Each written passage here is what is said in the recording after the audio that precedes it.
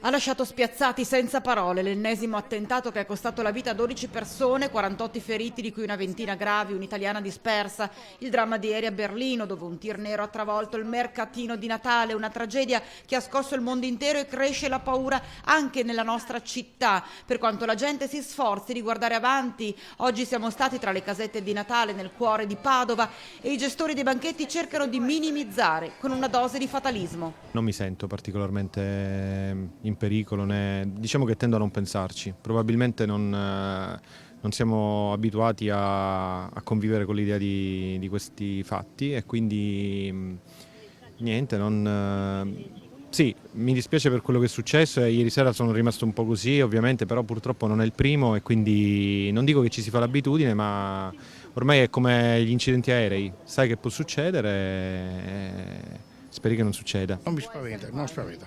Non è che sia vaccinato contro tutto, però queste cose non le penso, non mi entrano nell'anticamera del cervello, insomma. Quello che in realtà ha colpito al mercatino di Natale è stato il deserto, che la dice più di 1000 parole e qui la crisi economica c'entra ben poco, è più la paura che la fa da padrona. Duro il presidente del Veneto Luca Zaia: da tempo c'è stata dichiarata una guerra, ha detto, non convenzionale da parte di chi non ha regole e scrupoli ad uccidere. Occorre passare alla tolleranza zero, ha dichiarato il governatore. E d'altro canto, proprio a Padova la questura ha intensificato, in vista delle festività natalizie, la presenza di forze di polizia nell'ottica del contrasto a eventuali attacchi terroristici, perché anche la città del Santo è stata in più occasioni definita meta sensibile.